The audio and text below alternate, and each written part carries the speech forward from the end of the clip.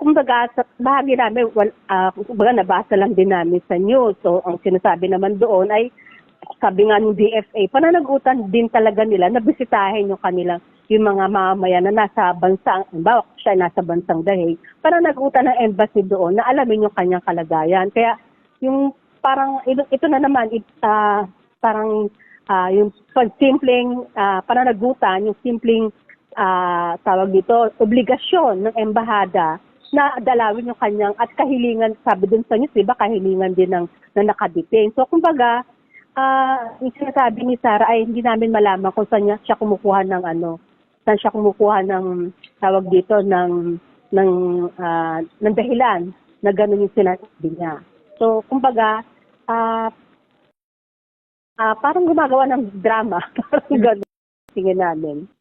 Naniwala kami na ang bansang kung saan nandun ang dating Pangulo ay napakataas ng kanilang standard sa pagproteksyon doon sa kanilang kumbaga yung na-i-detain nila doon. So, mataas yung kanilang handaan at yung kanilang standard para proteksyonan yung kumbaga yung naka-detain doon. So, ayun, hindi rin namin malaman kung saan humuhugot ng mga paliwanag ang dating human rights lawyer na si Roque. Kumbaga, tigilan na sana yung mga ganong mga pahayag kasi parang delaying tactics, no? Ang simple lang panawagan ng mga pamilya ng biktima. Nandun siya sa ICC, harapin niya yung kaso at sumunod sa proseso na hindi naranasan na maraming pamilya ng biktima.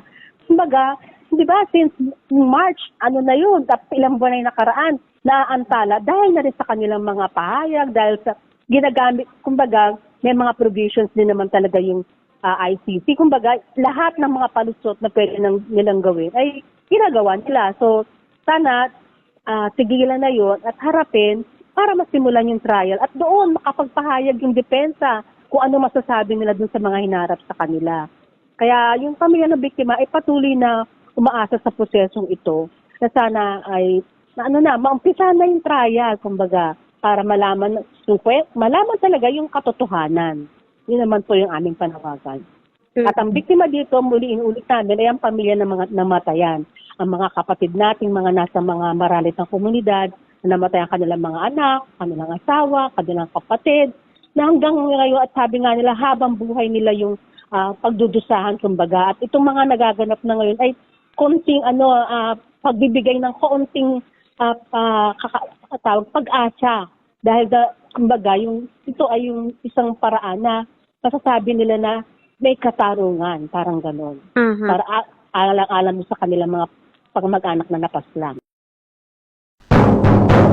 Oras po natin, 27 minuto makalipas ang alas 8 po ng umaga. Samantala, kinunan din po natin ng komento, ito pong naturang grupo, kung ano po yung masasabi po nila sa mga kahilingan ng dating kampo po ng dating Pangulong Duterte, lalong-lalo na, syempre, unang-una sa lahat, yung tungkol po doon sa interim release na pinag-uusapan na kung sakali na hindi man sa mapauwi dito sa Pilipinas, though isa po yan sa mga hiling po nila na dahil na rin po sa katandaan ng ating former President Duterte, dalhin pa uwiin na lamang po dito po sa bansang Pilipinas at dito na lamang po niya harapin yung mga kaso na kanyang kinakaharap sa bansang Pilipinas at let the local trial, ito pong batas sa ating bansa, ang umusig po dito po sa kanyang mga accusations na binabato po sa kanyang mga kabombo. And isa pa sa mga kahilingan, yun nga, pahintulutan po siya na ma-house arrest na lamang sa Dahig habang hinihintay po yung kanyang trial proper, kung kailan po ito maisasakatuparan o maisasagawa para malaya po siyang kumilos, magawa yung mga bagay na hindi niya magawa sa loob po ng detention facility ng International Criminal Court. And the recently din kasi, ito pong si Vice President Sara Duterte ay meron daw pong a third country na nag-express ng pag-aproba at mag-host dito po sa para pansamantala or doon po muna manatili ang kanyang ama na nakadetain na sa Dahig sa International Criminal Court habang hinihintay nga po yung kanyang kaso o ito pong pagdinig sa kanyang kaso, mga kabombo. So isa po yan, meron daw pong isang bansa na nagsabing okay lang, dito nyo na ilagay si Pangulong Duterte at pansamantala muna na manatili habang hinihintay yung kanyang kaso, mga kabombo. So kinunan din po natin ang reaksyon dito ang grupo po ng Rise Up for Life and for Rights at ito naman po yung kanyang bahagi ng kanilang stand o pananaw sa bagay nito. Pakinggan pa natin yung karagdagang pahayag ni Ma'am Rubilin Litaw. Muli po ay tinututulan din po namin yon at hiling namin sa ICC na wag itong pahintulutan kasi kitang-kita naman natin na ang kanilang pamilya ay maimpluwensya pa din, no, dito sa ating bayan at sa ibang mga bansa.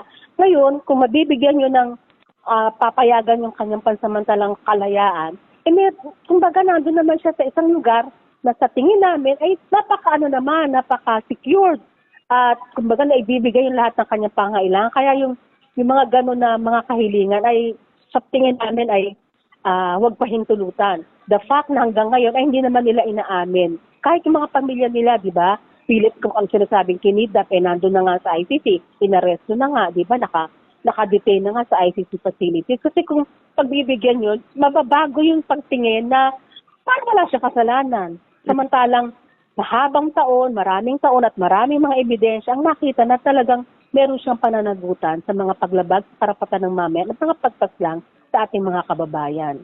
Yun po. Muli, ang sabi nga ng mga pamilya, pinapanalangin nila na humaba pa ang kanyang buhay para maharap niya ito.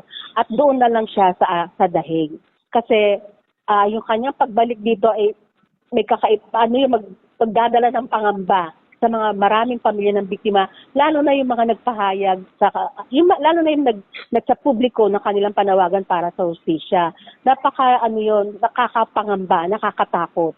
Kasi yung kanilang kapangyarihan at yung kanilang influensya ay nandyan pa. Ngayon, kung babalik siya dito o kung iuwi siya dito, ano po yun, isang malaking banta sa seguridad ng mga pamilya ng biktima, lalo tigit yung mga nagsapubliko ng kanilang mga katauhan, nagpahayag sila, yun po.